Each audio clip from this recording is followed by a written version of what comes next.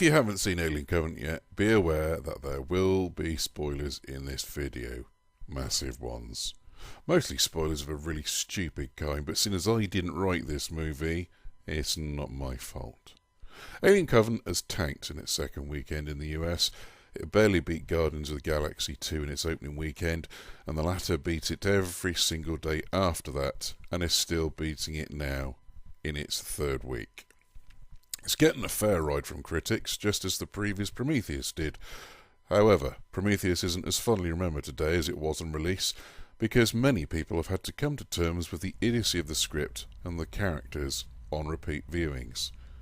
Somehow repeating, "But it looks so gorgeous," and "it went in a different direction," and "no, Vickers was not totally useless character," doesn't quite make up for the Friday the 13th style deaths that even Jason Voorhees would chuckle about.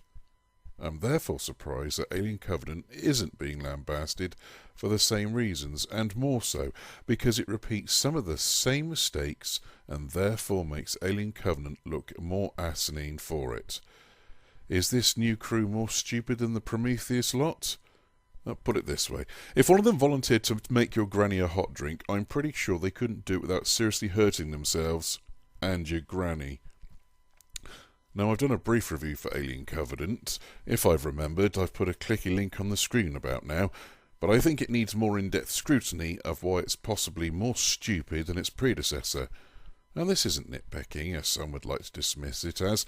These are fundamental problems that if they didn't exist, the movie would have to go in a different direction, key people wouldn't be dead, and events would unfold otherwise, i.e. the scriptwriters would have to actually use their imagination to come up with ways for people to end up dead.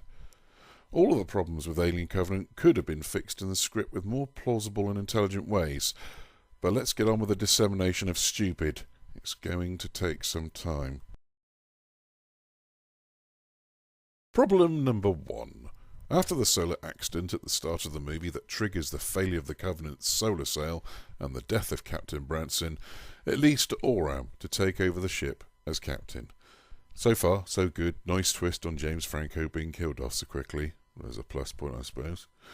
But because of Tennessee hearing a rather indistinct John Denver track over his radio headset whilst fixing the solar sail, the new captain is considering investigating the source of the signal, in spite of Daniels, his second in command, telling him it's not part of their mission and not a good idea.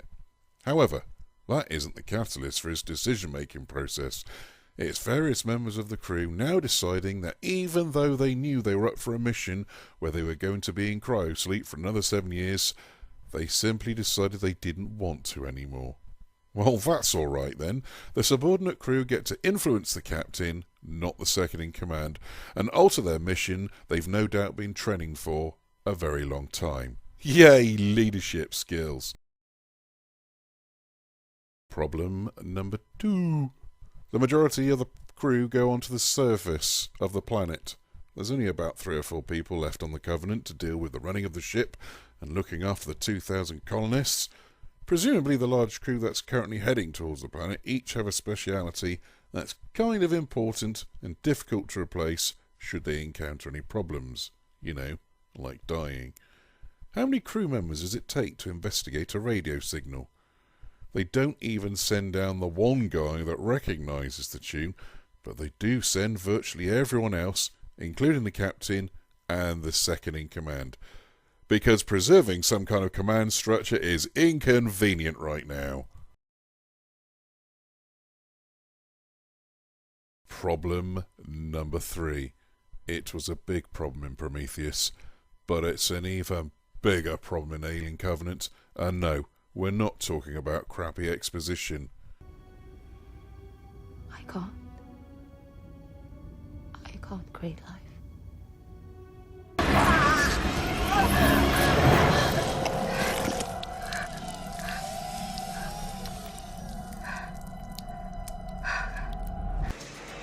Wrong. Because now the consequences of what could have happened to the Prometheus crew come true for the Covenant crew. Why the fuck is there an aversion to wearing a helmet with an enclosed breathing apparatus? especially in light of how it ends up being used as a plot device that kicks all the alien tomfoolery off. We know now, today, how dangerous the spreading of diseases are. We also learn from the time of Christopher Columbus landing in America and infecting the indigenous Indians, which wiped thousands out because they had no immunity from the diseases spread by white man. And they were from the same fucking species. Problem number 4. Remember in Prometheus how they spotted the engineer facility but not the approaching storm? They've only gone and flipped that shit around for Covenant. Yes, they know all about the atmospheric conditions of the planet, but can't spot the massive engineer city with all the engineer corpses littered everywhere. You know, the massive city that's within walking distance of the landing site. Problem number 5. Once Ledward starts showing the signs that remind you of being an Ebola victim on the cusp of dying, you stay away from him, and you certainly don't give him a comforting hug. Just like in Prometheus when Milburn tried to pet an alien that exhibited all the signs of being quite similar to a cobra on Earth, if something reminds you of something you know to be dangerous, logic dictates you treat it as being dangerous until such time as it's shown to be otherwise. Someone coughing up and spraying blood everywhere is probably beyond being hugged. Self-preservation should be kicking in by now, but apparently that doesn't happen until the events of Alien, where space truckers will show scientists how it's done, because no one wanted to die in that movie. Anyone would think that the crew of Prometheus and Covenant were recruited from the patient list of a fucking Dignitas clinic. Problem number 6. Colony-based landing craft being full up with explosive material. Now I think we can all accept that Faris is a little bit panicky at seeing an alien spring forth from Ledward's back, and her shooting the hell out of everything is perfectly reasonable. She is, after all, shitting her knickers. What isn't reasonable, though, is why are explosives or fuel or whatever the hell it is that she shot at, which destroyed the entire ship, all attached to a wall near the exit? It's not a military ship, and presumably a dropship would still have a cargo area, and high explosive materials would surely still be safely stowed away, but not this movie, because script might be bogged down with character development otherwise, and we can't be having that. Problem number 7. If you've just encountered the android David being quite comfortable with an alien species that's been snacking on part of the Covenant crew, only someone who is incredibly stupid would then willingly follow David into an area only he is intimately aware of, and then willingly look into a large alien egg where something unknown is moving around. Now this particular scene I found quite funny because of something that David said, and it was a partial audience wink nudge nudge moment because we know what's coming, but still, laughs or not, Oram putting himself in that kind of position, trusting that David means him no harm when he's seen Rosenthal's head bobbing about in a pool of water, sans her body, does not make for putting plausible trust in David. Problem number 8. No one has a reaction to wandering through what's left of the engineer city to get to safety after the initial attack. In spite of the health and safety hazard of engineer corpses littered everywhere, there's so little room for corpses that some of them are on top of each other, but one thing's for sure, they are all in poses of agony and suffering and a distinct lack of mirth. There's not many laughs to be had, and no questions either. Sure, we get a story from David later on, but at the time of discovering the corpses, that might have been the time to question your current mirthless surroundings. Problem number 9. The engineers died a ridiculous death. Maybe not as ridiculous as any of the human deaths in Prometheus or Alien Covenant. Spoiler alert, people die. But considering they are such a clever bunch of bastards, their deaths seem a little stupid. Why? Well, their deaths at David's hands is the stupidity on display. David is flying an engineer ship to an engineer ship docking facility in the engineer city. Why would virtually the entire engineer population be transfixed by coming to see something that is no different to us humans watching a Cessna plane coming into land? It's one of their ships. I think we can be sure they've seen these ships before. Why would they all conveniently congregate in the same area to ensure they all get exterminated? That's a super awesome and convenient plot device to take care of any loose ends, eh? Problem number 10. Yeah, we're in double figures now. While some people might have thought the twist of David replacing Walter was a surprise, the rest of us with a functioning brain realised it was telegraphed when the camera cut away from the Walter and David fight, so we didn't get to see the conclusion. That being the case, and bearing in mind the xenomorph that's attached itself to the dropship is the pinnacle of David's experiments, and we saw how he reacted to Oram killing an earlier variant, David goes along with every request from Tennessee and Daniels to not only herd the xenomorph, but to respond honestly to every question they ask as to where it is.